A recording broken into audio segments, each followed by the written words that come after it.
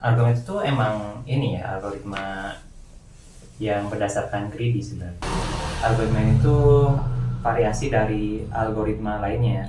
Untuk algoritma Uniform Core Search ini, apakah memiliki kelebihan dan kekurangannya seperti algoritma lainnya, ataukah dia algoritma yang paling unggul di algoritma ini?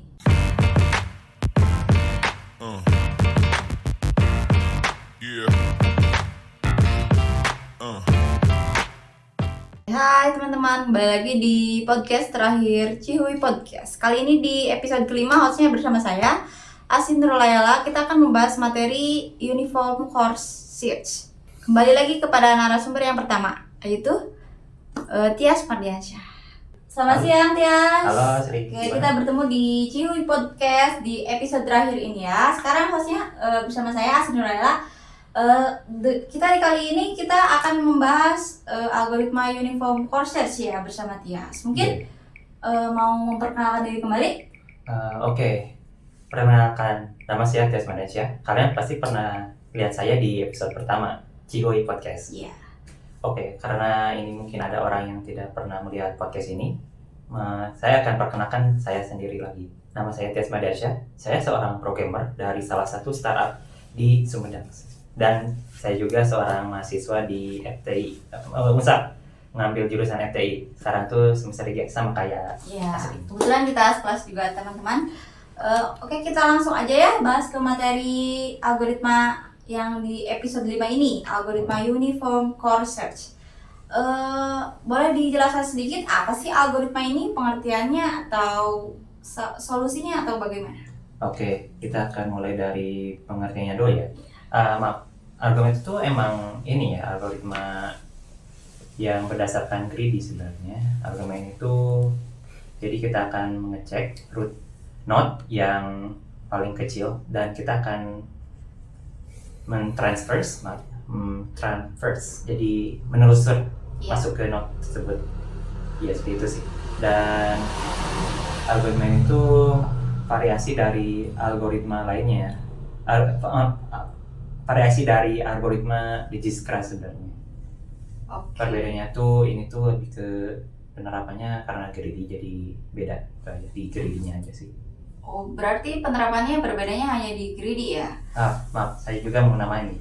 Iya. Algoritma itu emang digunakan untuk graph yang berbobot sebenarnya. Jadi emang kalau grafnya itu punya bobot, misal dalam hal ini jarak, ini bisa digunakan sebenarnya.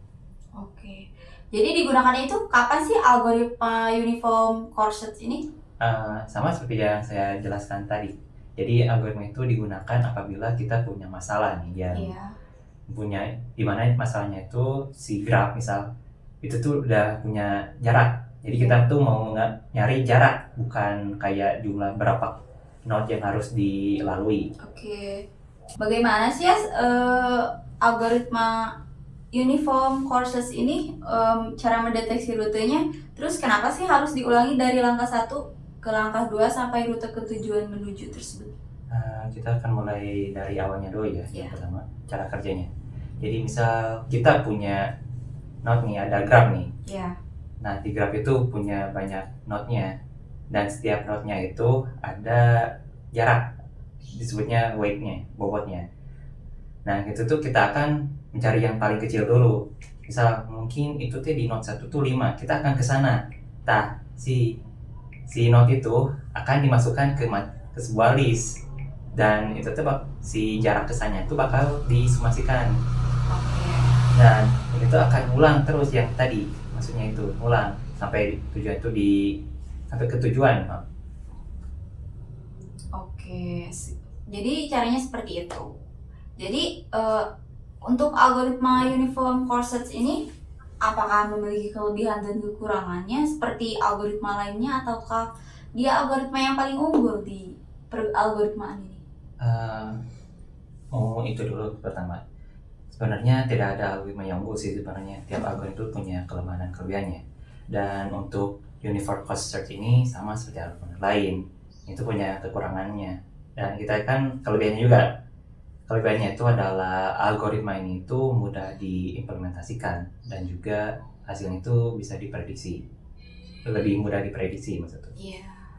ketimbang algoritma lain kayak Acer itu kan heuristiknya itu berbeda-beda yang digunakan. Kalau ini tuh biasanya cuma satu kali, cuma ada satu cara aja. Oke.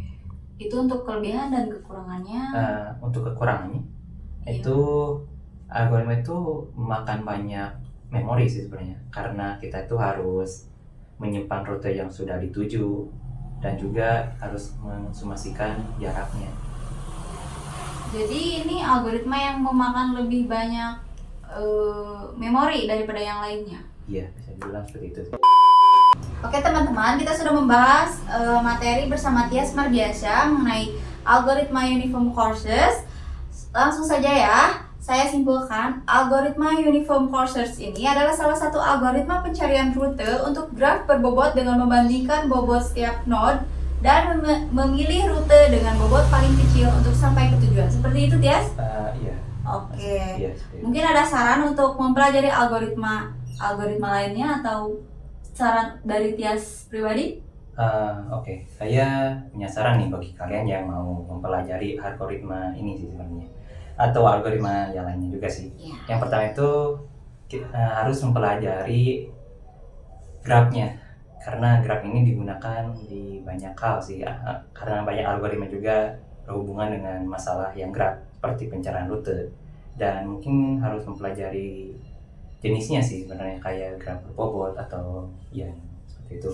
Dan untuk algoritmanya tersendiri, saya sarankannya itu mempelajari algoritma Dijkstra-nya terlebih dahulu, karena algoritma USC itu algoritma variasi dari algoritma ini. Untuk sumber, saya sarankan sih banyak sih di internet sih sekarang, ada di YouTube, ada Google Scholar juga ada, atau mungkin website-website lain ada juga sih sebenarnya. Ya, jadi kita dapat mempelajari algoritma ini menggunakan panduan dari media sosial ya. Iya, benar, bisa juga sih. Oke.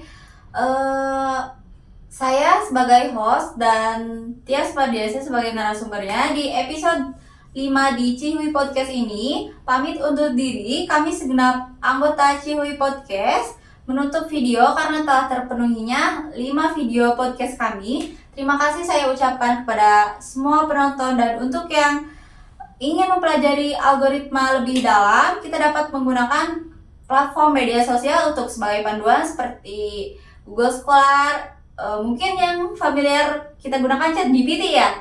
Iya. Iya. Tapi saya sarankan jangan terlalu ke ChatGPT sih, soalnya kan itu tuh bisa menjerumuskan. Iya, tidak semuanya benar ya. Iya, tidak semuanya benar.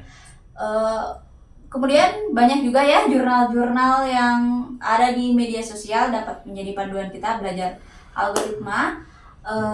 Oke, untuk podcastnya saya tutup. Sekian, terima kasih dari kami semua anggota Cihui Podcast. Untuk teman-teman semua, sekian dari saya. Bye-bye.